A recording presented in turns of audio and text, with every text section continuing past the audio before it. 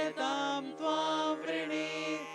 ॐ आदित्यवर्णे तपसो अधिजातो वनस्पतिस्तव वृक्षो अत बिल्वः तस्य फलानि तपसानुदन्त मायान्तरायाश्च बाह्या अलक्ष्मीः। ह्रीं उपैतु मां देवसखः कीर्तिश्च मणिना सह प्रादुर्भूतोऽस्मि राष्ट्रेऽस्मिन् कीर्तिं वृद्धिं ददातु मे। श्रीं शुद्धिपासामलां ज्येष्ठामलक्ष्मीं नाशयाम्यहम्। अभूतिमसमृद्ध्यं च सर्वान्निन्नुद मे गृहात्। गन्धद्वारां दुरादर्शां नित्यपुष्टां करीषिणीम्। ईश्वरीगुं सर्वभूतानां तामिहोपह्वये श्रियम्। मनसः काममाकूतिं वाचः सत्यमशीमहि। पशूनां रूपमन्नस्य मयि श्रयतां यशः। सकलह्रीं कर्तमेन प्रजा भूता मयि सम्भव कर्तम।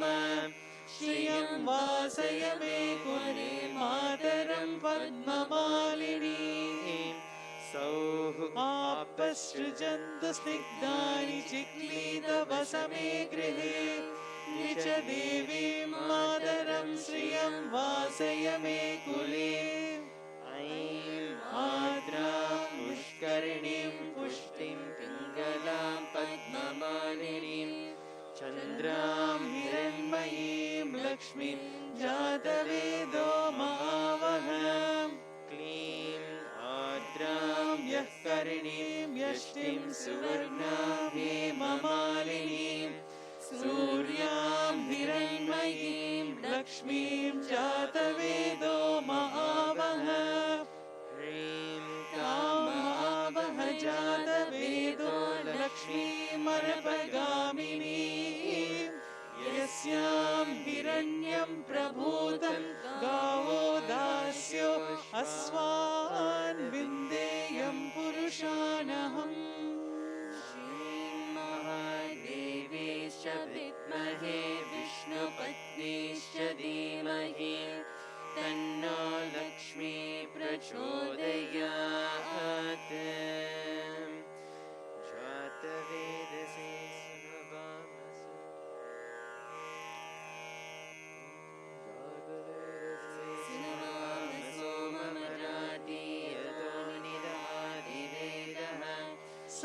परिषदति दुर्गाणि विश्वानावेव सिन्धुं दुरिताद्यग्निः। तामग्निवर्णां तपसा ज्वलन्तीं वैरोचनीं कर्मफलेषु जुष्टां। दुर्गां देवीगुं शरणमहं प्रपद्ये सुतरसि तरसे नमः। अग्ने त्वं पारयानव्य अस्मान् स्वस्तिभिरति दुर्गाणि विश्वा। पूश्च पृथ्वी बहुलान उर्वी भवातोकायतनयाय संयोः। विश्वानि नो दुर्गः जातवेदः सिन्धुन्ननावा दुरितातिपर्षि। अग्ने अत्रिवन्मनसा गृणानो अस्माकं बोध्यवितातनूना। पृतमानमुग्रमग्नि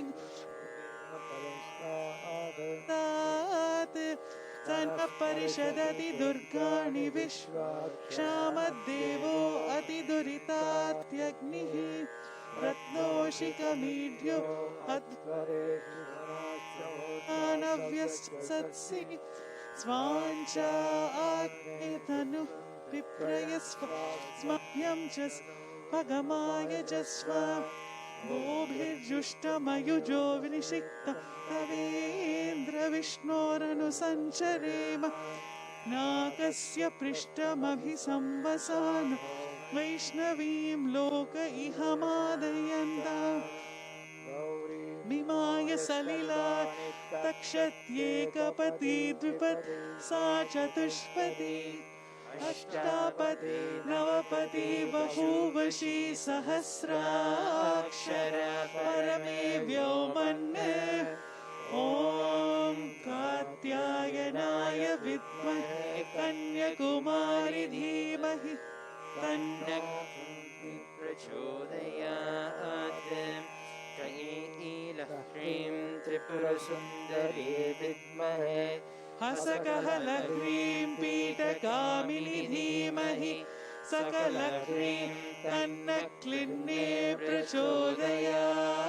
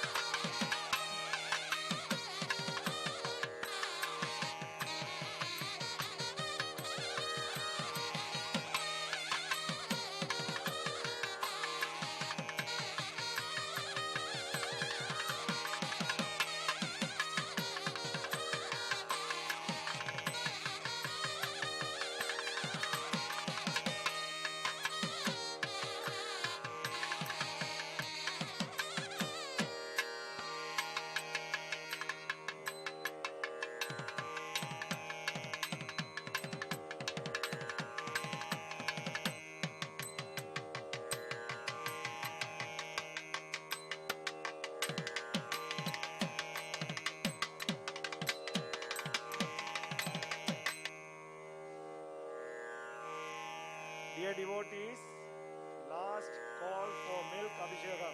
Anybody not done milk abhishekam, please come forward to the east entrance immediately. Please.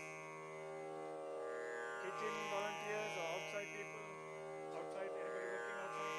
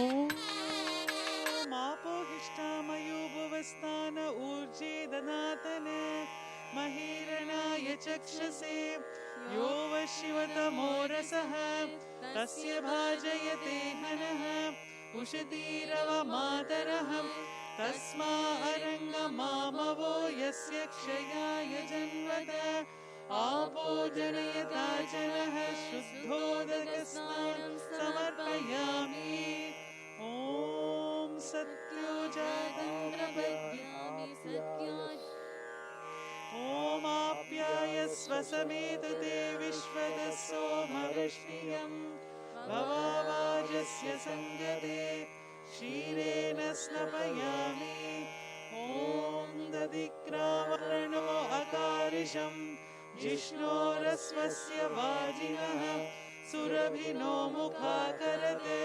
प्रणहाय गुंशितारिषत् दधिना स्नपयामि ॐ शुक्रमसि ज्योतिरसित्तेजो देवो वः सवितः पुनः वच्चित्रेण पवित्रेण वसो सूर्यस्य रश्मिभिः आज्ञेन स्नपयामि ॐ मधुवातारताय ते मधुक्षरन्ति सिन्धवः माध्वीर्न सन्तोषधिः मधुनक्त उतोषसि मधुमत्पार्थिव गुम्रजः मधुद्यौरष्टुनः पिता मधुमानो वनस्पतिर्मधुमागुमस्तु सूर्यः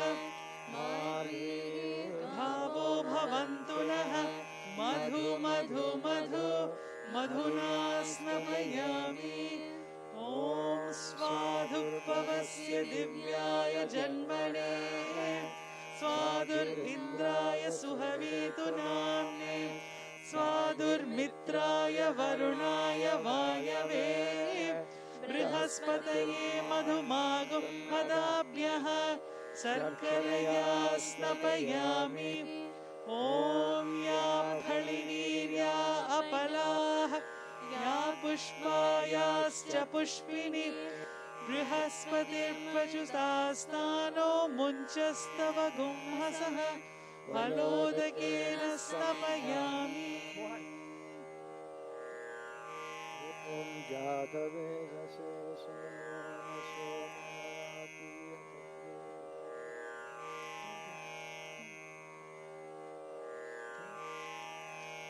जातवेदसे सुनवामसो ममराति यतो निदहाति वेदः स न परिषदति दुर्गाणि विश्वानावेव सिन्धुं दुरितात्यग्निः तामग्निवर्णां तपसा ज्वलन्ति वैरोचनीं कर्मफलेषु जुष्टाम् दुर्गां देवीं शरणमहं प्रपद्ये सुतरसि तरसे नमः अग्ने त्वं पारयानव्यो अस्मान् स्वस्तिभिरति दुर्गाणि विश्वा पूश्च पृथ्वी बहुला न उर्वी भवातोकाय तनयाय शम्योः विश्वानिनो दुर्गः जातवेदः सिन्धुन्न नावादुरितादिपर्षि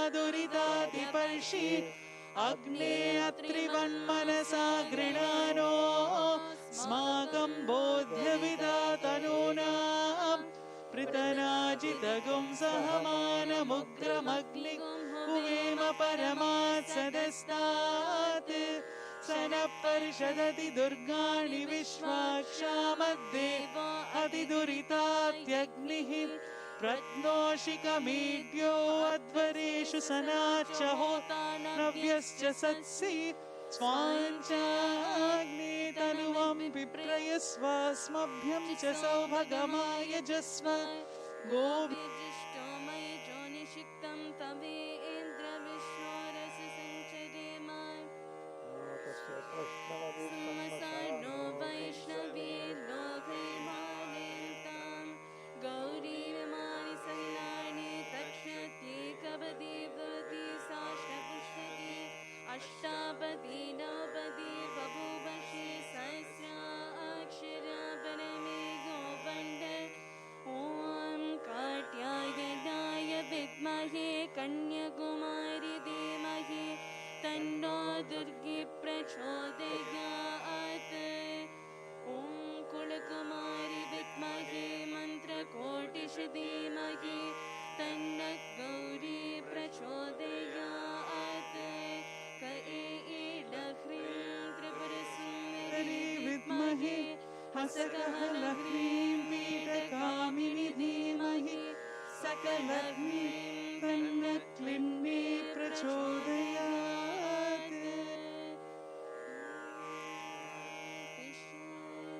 शान्तिः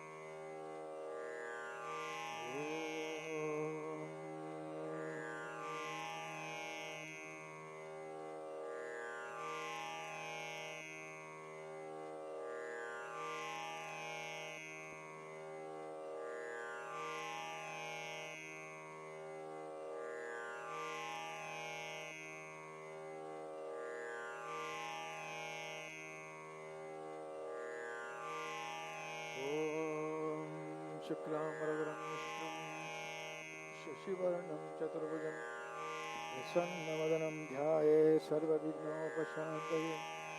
नमो पार्थ समस्तदुर्गक्षद्वारा श्री परमेश्वर परमेष्टि आननं भूतगणादिसेवितं कपित्थं जम्बूफलसारभक्षितं उमासुतं शोकविनाशकारणमामि विघ्नेश्वरपादपङ्कजम्। जटाधरं पाण्डुरङ्गं शूलहस्तं कृपानिधे सर्वरोदरं देवं दत्तात्रेयं भजे।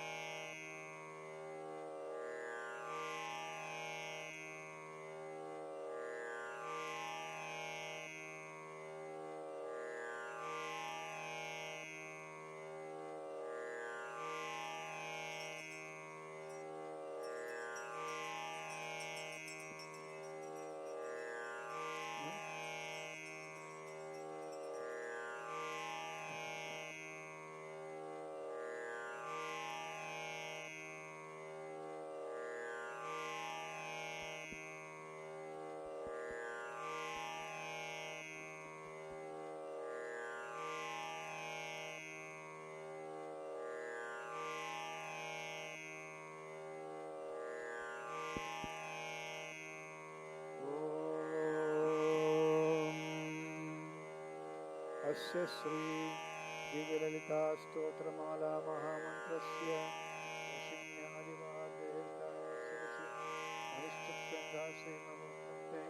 श्रीललिता महासुन्दरीय देवताय नमः।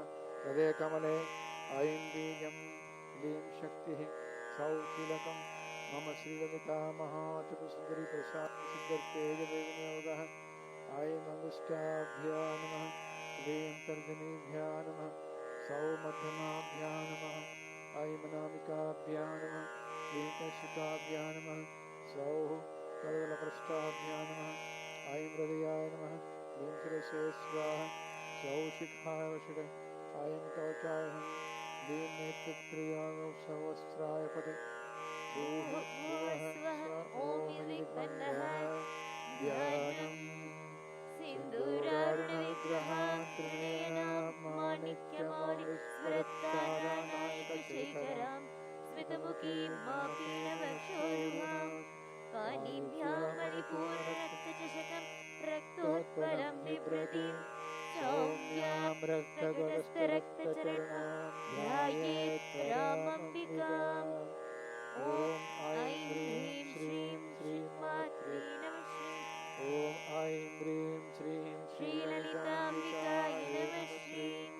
श्रीमाता श्रीमहाराज्ञी श्रीमत्सिंहासनेश्वरी, श्रीमाता श्रीमहाराज्ञी श्रीमत्सिंहासनेश्वरी, श्रीमाता श्रीमहाराज्ञी श्रीमत्सिंहासनेश्वरी, चिदग्निकुण्डसम्भूता देवकार्यसमुद्यता, उद्यद्भानुसहस्राव चतुर्बाहुसमन्विता, रागस्वरूपपाशाढ्य प्रोत्काराङ्कुशोज्ज्वला, मनोरूपेक्षुकोदण्डा पञ्चतन्मात्रसायिका, विद्यारुणप्रभापूरमध्यब्रह्माण्डमण्डला, चम्पकाशोकपुन्नागसौगन्धिकलशक्कचा, गुरुविन्दमनिश्रेणी कनकोटीरमण्डिता, अष्टमी चन्दविभ्राजदलिकस्थलशोभिता, मुखचन्द्रकलङ्कावमर्दनाभिषेचिता,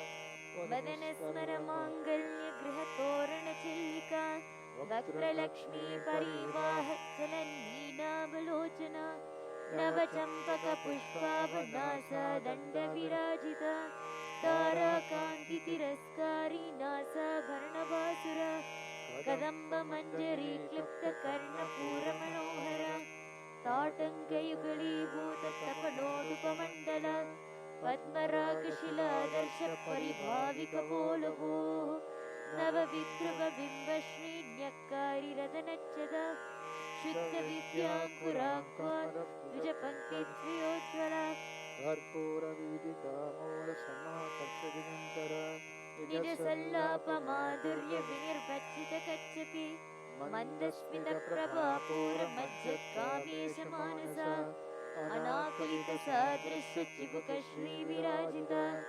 कामेशबद्धमाङ्गल्यसूत्रशोभितकन्दरा, कनकाङ्गदकेयूरकमनीयभुजान्विता, रत्नग्रेवेयचिन्ताकलोलमुक्ताफलान्विता, कामेश्वरप्रेमरत्नमणिप्रतिपनस्तनी, नाभ्यालवालरोमालीलताफलकुचद्वयी, लक्षलोमरताधारता समुन्नेयमध्यमा, स्तनभारतलन्मत्तपट्टबन्धवलित्रया, अरुणारुणकौसुम्बवस्त्रभावत्प्रदीतदे, रत्नकिङ्किणिकारम्यरसनादामभूषिता, कामेशज्ञातसौभाग्यमार्दवोरुत्वयान्विता, माणिक्यमुकुटाकारजानिद्वयविराजिता, इन्द्रगोपपरिक्षप्तस्मरपूर्णाभजङ्गिका, गूढगुल्बा पूर्णकृष्णज्येष्ठपवदान्विता,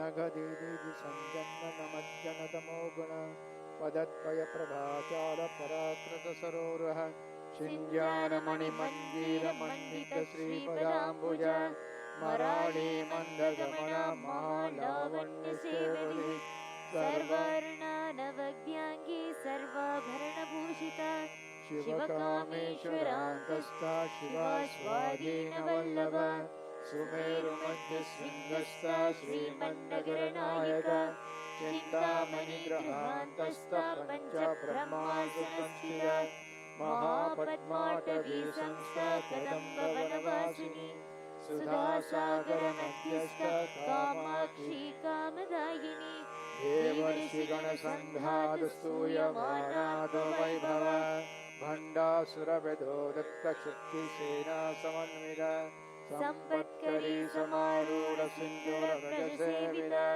अश्वारूढाधिष्ठाश्वकोटिकोटिविराव्रत चक्रराजरथारूढ सर्वायुधपैष्कृता ध्येयचक्ररथारूढ मन्त्रिणी परिसेविता गिरिचक्ररथारूढ दण्डनादा पुरस्कृता ज्वालामानिनिका क्षिप्तमग्निप्राकारमध्यगा भण्डसैन्यवद्योद्युक्त शक्तिविक्रमहर्षिता नित्या पराक्रमाटोपनिरीक्षणसमुत्सका भण्डपुत्रवद्योद्युक्त बाला विक्रमनन्दिता मन्त्रिण्यम्बा विरचितविषङ्गवधतोषिता शुक्रप्राणहरणवाराही वीरनन्दिता कामेश्वरमुखालोककल्पितश्रीगणेश्वर महागणेश निर्भिन्न विघ्नप्रहर्षिता भण्डासुरेन्द्रनिर्मुक्तशस्त्रपत्रस्त्रवर्षिणी कलाङ्गुरुनखोत्पन्न नारायणशाग्रदे महापाशुपदास्राग्निर्गर्गसुरसैनिक कामेश्वरास्त्रनिर्गर्गसपण्डारसुरशून्यक ब्रह्मोपेन्द्रमहेन्द्रादिदेव संस्कृतवैभवा हरनेत्राग्निसन्धग्धकामसञ्जीवनौषधिः श्रीमद्वाग्भवकूटस्वरूपमुखपङ्कजा कण्ठादः कडिपर्यन्तमध्यकूटस्वरूपिणी शक्तिकूटैकदा शक्तिकूटैकतापण्यकट्यदोभागधारिणी मूलमन्त्रात्मिका मूलकूटकलेबरा कुलामृती कनसिका कुलसङ्गीतपालिनी कुलाङ्गना कुलाङ्कुस्ता कौलिनी कुलयोगिनी अकुला समयान्तस्ता स्मया मूलाधारैकनिलया ब्रह्मग्रन्थिविभेदिनी विश्वग्रन्थिविभेदिनी आज्ञाचक्रान्तलहस्ता रुद्रग्रन्थिदेहिनी सहस्राराम्बुजारूढा सुधासाराभिवर्षिणी कटिलता समरुचि षट्चक्रोपरि संस्थिता महाशक्तिकुण्डलिनी विसुतन्तु तनीयसी भवानी भावनागम्य भवारण्यकुठारिका भद्रप्रिया भद्रमूर्ति भक्तसौभाग्यदायिनी भक्तिप्रिया भक्तिगम्या भक्तिवश्या भयावह शाम्भवी शारदाराध्या शर्वाणी शर्मदायिनी शाङ्करी ऋषिकरे स्वाध्वी शरच्चन्द्रनिभानन शातोदरी शान्तिमती निराधारा निरञ्जना निर्लेपा निर्मला नित्या निराकारा निराकुला निर्गुणा निष्कला शान्ता निष्कामा निरुपप्लवा नित्यमुक्ता निर्विकारा निष्प्रपञ्चा निराश्रया नित्यशुद्धा नित्यबुद्धा निरवद्या निरन्तरा निष्कारणा निष्कलङ्का निरूपा निर्निरीश्वरा नीरागारागमदिनी निर्मदा मदनाशिनी निश्चिन्ता निरहङ्कारा निर्मोहा मोहनाशिनी निर्ममा ममता हन्त्री निष्पापा पापनाशिनी निष्क्रोधा क्रोधशमनी निर्लोभा लोभनाशिनी निःशंशया संशयग्नि निर्भवा भवनाशिनी निर्विकल्पा निराबाधा निर्भेदा भेदनाशिनी निर्नासा मृत्युमदिनी निष्क्रिया निष्परिग्रहा निस्तुला नीरचकुरा निरपाया निरत्यया दुर्लभा दुर्गमा दुर्गा दुःखहन्त्री सुखप्रदा दुष्टधूरा दुराचार शमनी दोषवर्जिता सर्वज्ञा शान्द्रकरुणा समानाधिकवर्जिता सर्वशक्तिमयी सर्वमङ्गला सद्गतिप्रदा सर्वेश्वरी सर्वमयी सर्वमन्त्रस्वरूपिणी सर्वयन्त्रात्मिका सर्वतन्त्ररूपा मनोन्मनी माहेश्वरी महादेवी महालक्ष्मी मृडप्रिया महारूपा महापूज्या महापातकनाशिनी महामाया महासत्त्वा महाशक्तिर्महारतिः महाभोगा महेश्वर्या महावीर्या महाबला महाबुद्धिर्महासिद्धिर्महागणा महासिद्धिर्महायोगेश्वरेश्वरी महातंत्र महामंत्र महायंत्र महासना महायागक्रमाराध्या महाभैरवपूजिता महेश्वर महाकल्प महातांडव साक्षिणी महाकामेश महिषी महात्रिपुरसुन्दरी चतुष्षष्टि प्रचाराढ्या चतुष्षष्टि कलामयी महाचतुष्षष्टिकोटियोगिनी गणसेविता मनुविद्या चंद्र विद्या चंद्रमंडल मध्यगा चारुरूपा चारुहासा चारुचन्द्रकलाधरा चराचर जगन्नाथ चक्र राजनिकेतन पार्वती पद्मनयना पद्मरागसमप्रभा पंच प्रेदासनासीना पंच ब्रह्म स्वरूपिणी चिन्मयी परमानन्द विज्ञानघनरूपिणी ध्यान ध्यातृधेय रूपा धर्मा धर्म विवर्जिता विश्वरूपा जागरणी स्वपन्थी तेजसात्मिका सुप्ता प्राज्ञात्मिका तुर्या सर्वावस्था विवर्जिता सृष्टिकर्त्री ब्रह्मरूपा गोप्त्री गोविन्दरूपिणी संहारिणी रुद्ररूपा तिरोधानकरीश्वरी सदाशिवानुग्रहदा पञ्चकृत्यपरायणा भानुमण्डल मध्यस्था भैरवे भगमालिनी पद्मासना भगवती पद्मनाभ सहोदरी उन्मेष निमिषोत्पन्न विपन्न भुवनावलिः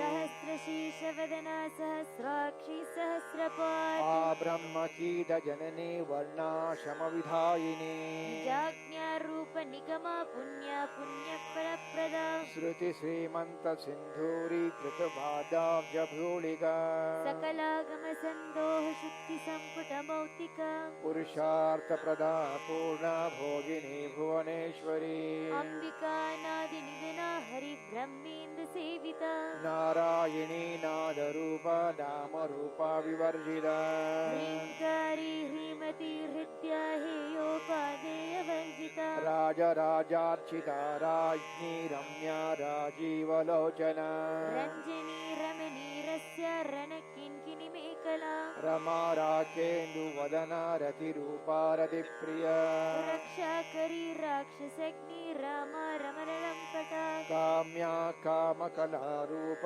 कदम्ब कुसुमप्रिया कल्याणी जगदीकण्डा करुणा रससागरा कलावदी कलालाभा कान्ता कादम्बरी प्रिया वरदा वामनयना वारुणी मदविह्वला विश्वाधिका वेदवेद्या विन्ध्याचल निवासिनी दात्री वेदजननी विष्णुमाया विलासिनी क्षेत्रस्वरूपा क्षेत्रेषि क्षेत्रक्षेत्रज्ञपालिनी क्षयवृत्तिविनिर्मुक्ता क्षेत्रपालसमर्चिता विजया विमला वन्द्या वन्द्या सर्वत्सला वाग्वादिनी वामकेशी वह्निमण्डलवासिनी भक्तिमत्कल्पलतिका पशुपाश विमोचनी संवृता शेषपाषण्डा सदाचारप्रवर्तिका तापत्रयाग्निसन्तप्त समालादन चन्द्रिका तरुणी तापसाराध्या तनुमद्या तमोपः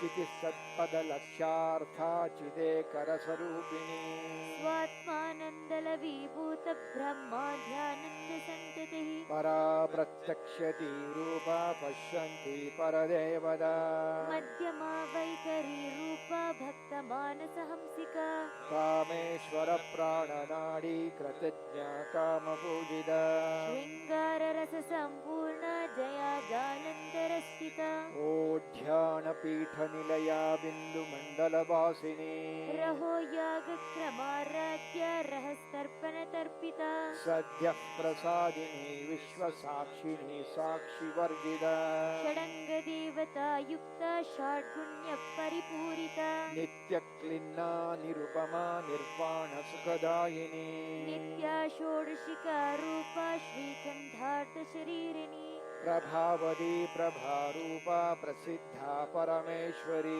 मूलप्रकृतिरव्यक्ता व्यक्त्या व्यक्तिस्वरूपिणी व्यापिनी विविधाकारा विद्या विद्यास्वरूपिणी महाकामेशनयन कुमुदाह्लादकौमुदी भक्तहारतमो भेद भानुमद्भानुसन्ततिः शिवदूती शिवाराध्या शिवमूर्ति शिवङ्करी शिवप्रिया शिवपरा शिष्टेष्टा शिष्टपूजिता अप्रमेया सप्रकाश मनोवाचामगोचरा चिच्चक्तिश्चेतनारूपा जडशक्तिर्जडात्मिका गायत्री व्याहृति संध्या दुजवृन्दिनि सेविता तत्त्वासना तत्त्वमयी पञ्चकोशान्तरस्थिता निस्सीम महिमा नित्ययौवना मदशालिनी मदपूर्णितरक्ताक्षी मदपादरगण्डभूः चन्दनद्रवदिग्धाङ्गी चाम्पेय कुसुमप्रिया कुशला कोमलाकारा कुरुकुल्ला कुलेश्वरी कुलकुण्डालया कौलमार्गतत्परसेविता कुमारगणनाथाम्बा तुष्टिपुष्टिर्मतिर्धृतिः शान्तिस्वस्तिमितिर्कान्तिर्नन्दिनी विघ्ननाशिनी तेजोवती त्रिनयना लोलाक्षी कामरूपिणी मालिनी हंसिनी माता मलया चलवासिनी सुमुखी नलिनी शुभ्रुशोभना सुरनायिका कालकण्ठी कान्तिमती क्षोभिनी सूक्ष्मरूपिणी वज्रेश्वरी वामदेवी वयोवस्था विवर्जिता सिद्धेश्वरी सिद्धविद्या सिद्धमाता यशस्विनी विशुद्धिचक्रनिलया रक्तवर्णातिलोचना खड्वाङ्गादिप्रहरणा वदनैकसमन्विता पायसानप्रिया त्वक्स्था पशुलोकभयङ्करी अमृताब्धिमहाशक्ति संवृता दाकिनीश्वरी अनाहताब्जनिलया श्यामा भावदनद्वया दंष्ट्रोज्ज्वलाक्षमालादिधरा रुधिरसंस्थिता कालरात्र्यादिशक्त्योग्रव्रता स्निग्धौदनप्रिया महावीरेन्द्रवरदा राकिन्यम्बा स्वरूपिणी मणिपूराब्जनिलया वदनत्रयसंयुधा वज्रादिकायुधोपेता दामर्यादिभिरावृता रक्तवर्णा मांसनिष्ठा गुणान् प्रीतमानसा समस्तभक्तसुखदा लाकिन्यम्बा स्वरूपिणी स्वादिष्टानाभुजगदा चतुर्वक्त्रमनोहरा शूलाध्यायुधसम्पन्ना पीठवर्णादिगर्विता मेधोनिष्ठा मधुप्रीता बन्दिन्यादिसमन्विता दध्यन्नासक्तहृदया काकिनी रूपधारिणी मूलाधाराम्बुजारूढा पञ्चवक्त्रास्ति संस्थिता अङ्कुशादिप्रहरणा वरदादिनिसेविता मुग्धौदनासक्तचित्ता साकिन्यम्बा स्वरूपिणी आज्ञाचक्राब्जनिलया शुक्लवर्णा षडानना मज्जा संस्था हंसवती मुख्यशक्तिसमन्विता हरिद्राण्येकरसिका हाकिनी रूपधारिणी सहस्रदलपद्मस्था सर्ववर्णोपशोभिता सर्वायुधधरा शुक्लसंस्थिता सर्वतोमुखी सर्वोदना प्रीतचित्ता याकिन्यम्बा स्वरूपिणी स्वाहा स्वदा मतिर्मेता श्रुतिस्मृतिर्णत्तमा पुण्यकीर्तिः पुण्यलभ्या पुण्यश्रवणकीर्तना लोमजाचिता बन्धमोचनी बन्धुरालका विमर्शरूपिणी विद्या वेदादिजगत्रसुः सर्वव्याधिप्रशमनी सर्वमृत्युनिवारिणी अग्रगण्याच्चिन्त्यरूपा कलिकल्मषनाशिनी कात्यायिनी कालहन्त्री कमलाक्षिणि सेविता ताम्बूलपूरितमुखी दाडिनी कुसुमप्रभा मृगाक्षी मोहिनी मुख्या मृडानी मित्ररूपिणी नित्यतृप्ता भक्तनिधिं नियन्त्री निखिलेश्वरी मैत्र्यादिवासना लभ्या महाप्रलयसाक्षिणी पराशक्तिः परानिष्ठा प्रज्ञानघनरूपिणी माद्वीपानालसा मत्ता मातृका वर्णरूपिणी महाकैलासनिलया मृणालमृदुदोर्लदा महनीया दया मूर्ति महासाम्राज्यशालिनी आत्मविद्या महाविद्या श्रीविद्या कामसेविदा श्रीषोडशाक्षरी विद्या त्रिकूटा कामकोटिका कटाक्षकिङ्करी भूतकमला कोटिसेविदा शिरस्थिता चन्द्रनिभा भालस्तेन्दुधनुप्रभा हृदयस्तारविप्रख्या त्रिकोणान्तरदीपिका दाक्षायिनी दैत्यहन्त्री दक्षयज्ञविनाशिनी धरान्दोलितदीर्घाक्षी दरहासज्वलोन्मुखी गुरुमूर्तिर्गुणनिधिर्गो माता गुहजन्मभूः दण्डनीतिस्था दहराकाशरूपिणी प्रतिपन्मुख्यराकान्ततिथिमण्डलपूजिता कलात्मिका कलानाथा काव्यालापविनोदिनी सचामररमापानि सव्यदक्षिणसेविता आदिशक्तिरमेयात्मा परमा पावनाकृतिः अनेककोटिब्रह्माण्डजननी दिव्यविग्रह क्लीङ्कारी केवला गुह्य कैवल्यपददायिनी त्रिपुरा त्रिजगद्वन्द्या त्रिमूर्तिस्त्रदशेश्वरी त्र्यक्षरी दिव्यगन्धाढ्या सिन्धूरतिलकाञ्चिता मा शैलेन्द्रतनया गौरी गन्धर्वसेविता विश्वगर्भा स्वर्णगर्भा वरदा वागधीश्वरी ध्यानगम्या परिच्छेद्या ज्ञानगान्यानविग्रह सर्ववेदान्तसंवेद्या सत्यानन्दस्वरूपिणी लोपामुद्राचिता लीलक्लप्तब्रह्माण्डमण्डला दृश्यरहिता विज्ञात्री वेदवर्जिता योगिनी योगदा योग्या योगानन्दा युगन्धरा इच्छाशक्तिज्ञानशक्तिक्रियाशक्तिस्वरूपिणी सर्वाधारा सप्रतिष्ठा सदसद्रूपधारिणी अष्टमूर्तिरजाय जैत्री लोकयात्रा विधायिनी एकाकिनी भूमरूपा निर्द्वैता द्वैतवर्जिता अन्नदा वसुधा वृद्धा ब्रह्मात्मैक्यस्वरूपिणी बृहती ब्राह्मणी ब्राह्मी ब्रह्मानन्दा बलिप्रिया भाषारूपा बृहस्सेन भावा भावा विवर्जिता सुखाराध्या शुभकरी शोभना सुलभागतिः राजराजेश्वरी राज्यदायिनी राज्यवल्लभा राजकृपा राजपीठ निवेशिति निजाश्रिता राज्यलक्ष्मीः कोशनाथा चतुरङ्गबलेश्वरी साम्राज्यदायिनी सत्यसन्दा सागरमेखला दीक्षिता दैत्यशमनी सर्वलोकवशङ्करी सर्वात्र दात्री सावित्री सच्चिदानन्दरूपिणी देशकाला परिच्छिन्ना सर्वगा सर्वमोहिनी सरस्वती शास्त्रमही गुहाम्बा गुह्यरूपिणी सर्वोपाधिविनिर्मुक्ता सदाशिवपतिवरदा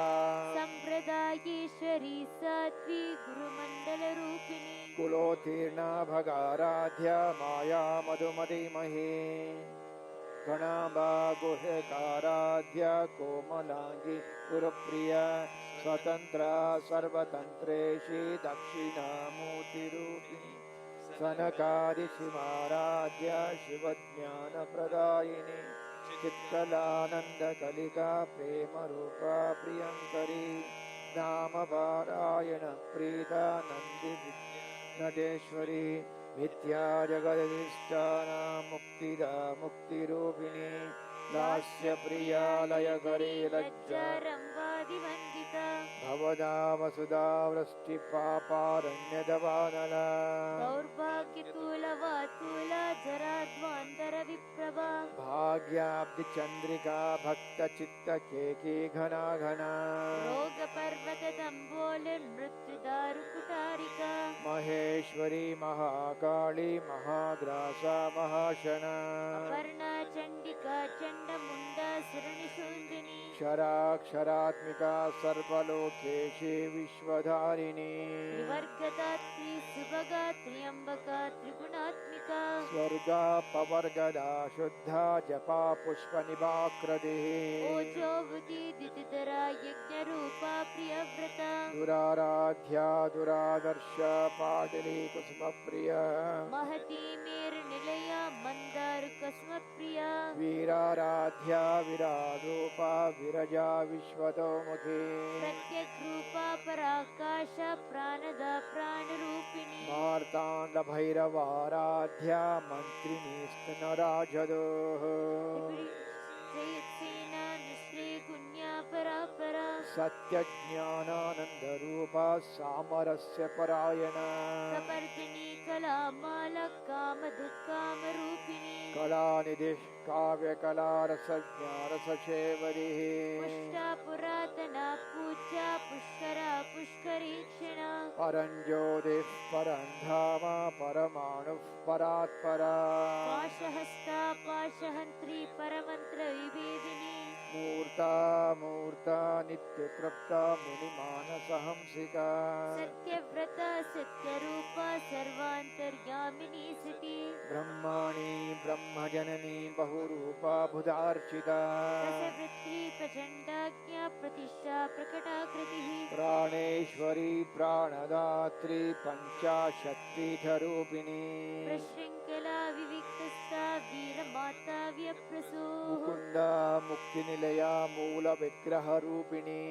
भावज्ञा भवरोगग्नि भवचक्रप्रवर्तिनी छन्दस्सारा शास्त्रसारा मन्त्रसारा कलोदरी उद्धारकीर्ति उत्तम वैभव वर्णरूपिणी जन्म मृत्युजरा तप्त जन विश्रान्तिदायिनी सर्वोपनिषदुत्कृष्टा शान्तकीर्तकलात्मिका गम्भीरा गगनान्तस्था गर्विता गानलोलुपा कल्पनारहिता काष्ठा कान्ता कान्तार्थविग्रहा कार्यकारणनिर्मुक्ता कामकेलितरङ्गिता कनकताटङ्का लीला विग्रहधारिणी अजाक्षयविनिर्मुक्ता मुग्धा क्षिप्रप्रसादिनी अन्तर्मुखसमाराध्या बहिर्मुखसुदुर्लभा त्रये त्रिवर्गनिलया त्रिस्था त्रिपुरमालिनी निरामया निरालम्बा स्वात्मा रामा सुधाश्रुतिः संसारपर्गनिर्मग्न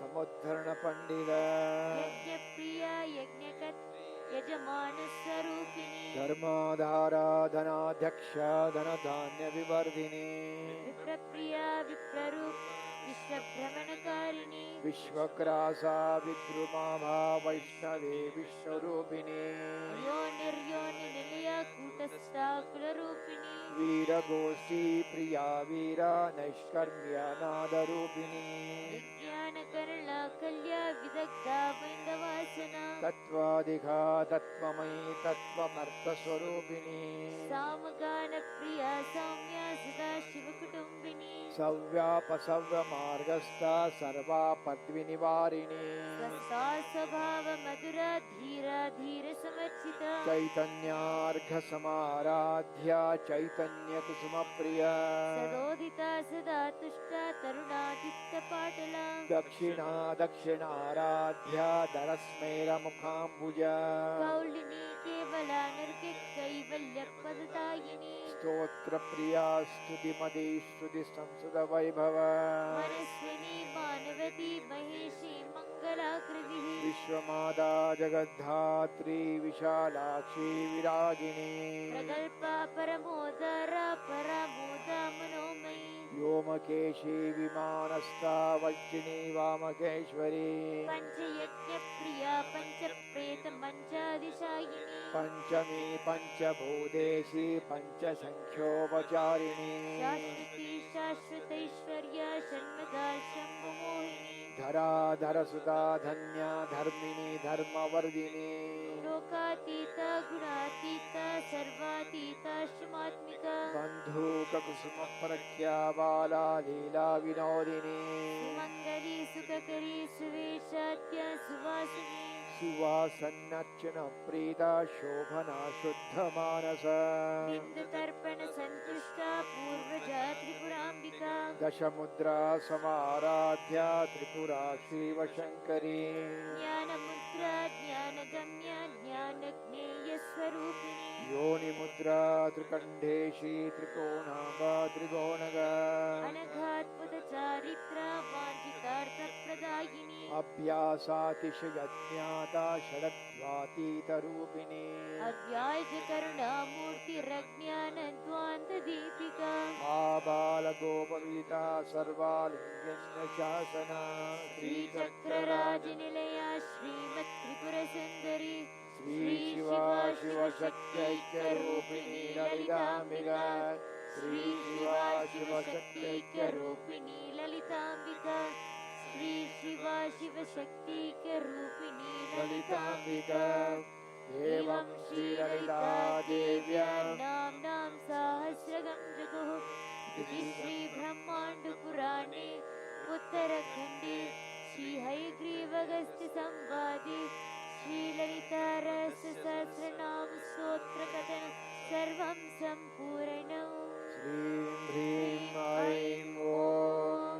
सिन्दूरारुणविग्रहान् त्रिनयनामाणिक्यमौलिस्फुरत्तारानायकशेखरां स्मितमुखे मापेनुरक्षोरुहां कालिद्यामणिपूर्णरत्नशुष्कं रक्तोत्पलं बिभ्रदे सौम्या रक्तगडसरक्तचरण ध्याये परामम्बिकाम् ॐ ऐं ह्रीं श्रीं श्रीमात्रे नमः श्रीं ॐ ऐं ह्रीं श्रीं श्रीललिताम्बिकाय नमः श्रीं ऐं अङ्गुष्ठाभ्या नमः ह्रीं तर्जनीभ्या नमः सौः मध्यमाभ्या नमः ऐं अनामिकाभ्या नमः ह्रीं कनिष्ठिकाभ्या नमः सौः करगलगलपृष्ठाभ्या नमः ऐं हृदयाय नमः ह्रीं शिरसे स्वाहा सौः सुखावषड ऐं कवचाय हुं ह्रीं नेत्रत्रयाय वौषध सौः वस्त्राय पद भूः भुवः स्वोमिति दिग्विमोखः इति ब्रह्मार्पणमस्तु अनगाय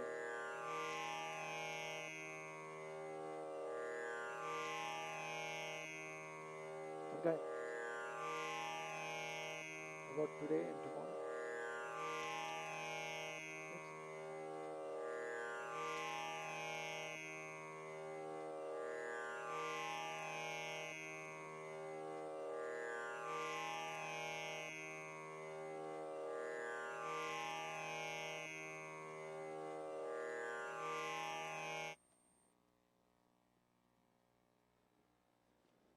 Namaskaram. Today is the day after Vijayadashami, and we did the cooling of the Tirthosam. We did a Tirthosam today. Anagayan will explain what was the process used, what we did today, and what is the next upcoming program of tomorrow. Anagayan.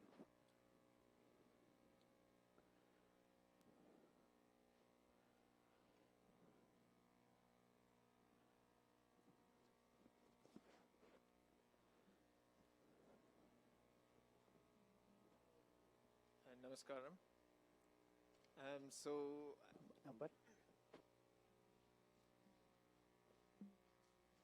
Today's Tirthotsavam, and in the evening, the flag, the Dwajam, that was raised in the beginning of the festival will be taken down. So, a little bit about what was happening today. So, those of you who came to the temple or were watching in the morning, all of the murtis, all of the Utsava Devi murtis. So inside of a temple, you have what's called a Mula Murti. So the murtis that are installed inside of our temple are, the Mula murtis are Ganapati, Sri Rajarajeshwari, and Shiva. So those three murtis are called Mula murtis, but they're also installed with something called Ashtabandhanam, 8 different ingredients. But what that means is that murti is fixed in place. It never moves. Once you install that murti, the murti never moves. So in order to conduct various festivals like the Navaratri, Brahmotsavam, or other various festivals, you need murtis that need to traverse around the temple property. So for this case, you have what's called an Utsava Murti made. So the Utsava Murtis during the duration of Navaratri, so on Durga's Utsavam day, the 3rd day, the 6th day, and the 9th day, Devi in various forms was carried around the temple. So for our temple, on the Durga Utsavam day, we had a Venadurga Murti that was carried in procession. On the Lakshmi Utsavam day, the 6th day, we don't have a direct Lakshmi Devi, but instead the Pranashakti Devi inside of the temple is taken around, mounted on Kamudenu, so the divine cow. So she's taken around and Lakshmi is invoked into her. And on the 9th day, Saraswati Utsavam, the Sri Rajarajeshwari Utsava Murti is the one that's carried around and Saraswati is invoked into her. On Vijayadashmi day, the 10th day, all of these murtis except Pranashakti are, so Venadurga and the Utsava Rajarajeswari are taken and mounted on the Radham. So each one has its own Radham and they're taken around in procession. So that was what happened yesterday. So during the duration of all of these different Utsavams, we had various deities taken around.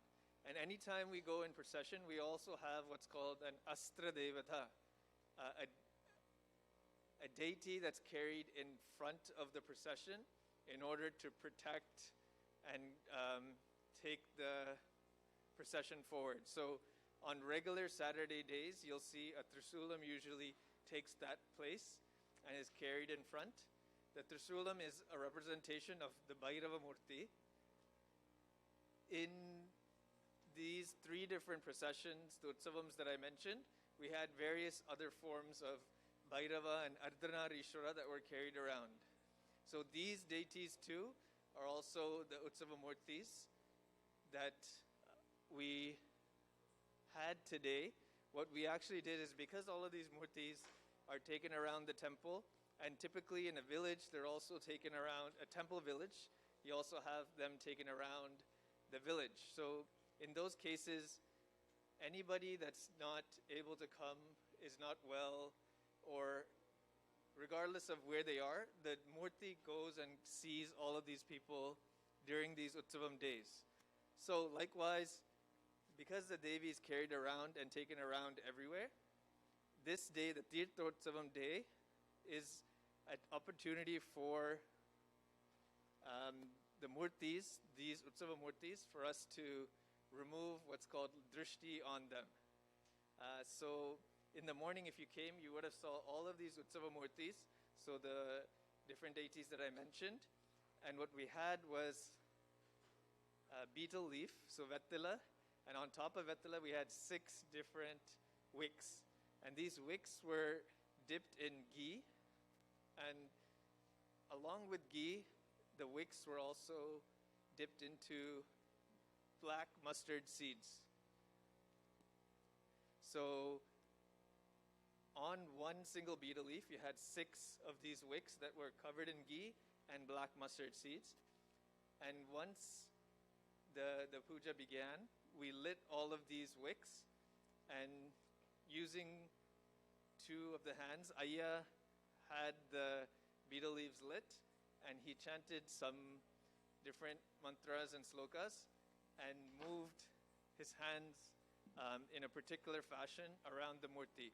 And so the idea behind this puja was to remove the drishti on all of those murtis.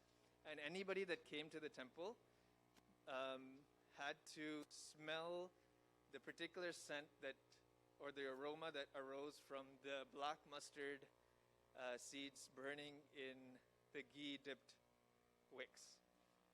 So that was the first part of the puja, after which all the murtis were taken outside, and everybody that was here got a chance to perform the remaining Kalasatirtham Abhishekam to the murtis, as well as milk Abhishekam to all of these murtis. We also performed Panchamritam Abhishekam and Abhishekam with various other ingredients such as coconut water. So after which the Devi is now being dressed. Alankaram is being performed to her, and Arati, Naivedyam and Arati will happen. Ayya mentioned that one of the Naivedyams that is supposed to be offered to the deity is jaggery rice or chakra pongal. So once the Devi is ready Let it come out. and Alankaram is done, we'll perform Arati, and the murtis will also be, typically will be taken around the temple and brought inside the Garbhagraham, the inner sanctum, to kind of conclude the Tirthotsavam. Later in the evening, we'll have what's called the Dvaja Avarohanam Puja. So in the beginning of the festival, we raise the flag. Today is the day that the flag is taken down, and along which we take Bali towards the Bhairava tree, or the Bhairava is offered Bali, in order to ensure that he's usually the Kshetrapalan, so the protector of the temple. So that means that he's the one we always invoke to help protect any pujas that we perform, any homams that we do. We always go to Bhairava after. And as a result, he protects any wrongdoings that we may have committed during the performing of the puja, as well as protect us from any other negative influence that may be present during that puja or homam. So when the flag is raised down, Bali will be taken. All of the beautifully decorated garlands and the flag will be taken down, and all of that will make its way towards the Bhairava tree over there. And the Bali will be given. And typically we also do decorate because the tree itself is supposed to be Bhairava Murti, we also place the flag, the flag that we had the theme this year for Navaratri, we also placed that on the Bhairava tree and worship him. So that's today. That will officially mark the end of the puja. And because the Navaratri Brahmotsavam is a very intense puja, and there's a lot of stotrams and mantras that are chanted and abhishekam done to the Devi, the day after, so tomorrow, we usually have what's called Kulirti. So it's an opportunity for the Mula Murtis, the deities that are inside the temple, for them to cool down. So how do we cool down a Murti? Typically, we perform abhishekam with various materials. So the regular Panchamrita abhishekam of milk, of water, milk, yogurt, ghee, honey, and jaggery water will be performed. And then we also have fruit juice, as well as chandanam water. We'll have saffron water. We'll have vibhuti, chandanam, kungumam, coconut water. There's a lot of other different things that are performed. After each abhishekam, naivedyam is offered and kapuram is shown to the deity. And after the abhishekam, naivedyam, and kapuram is shown, the prasadam, all of the items that are placed on the murti are collected as prasadam and distributed to all of the devotees that come. So, for example, during vibhuti abhishekam, after naivedyam and camphor is done, the volunteers usually collect all the vibhuti prasadam and package it into small packets, so that any devotee that comes to the temple is able to take this prasadam home. So that's tomorrow, the Kulati festivities. And that officially will mark the end of the Navaratri Brahmotsavam for our temple.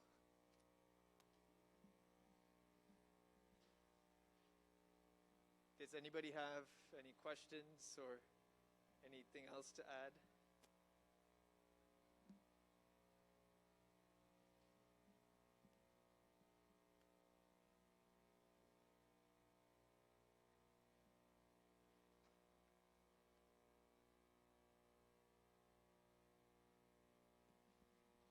For those who are doing Alankaram, do we know how much more time we have?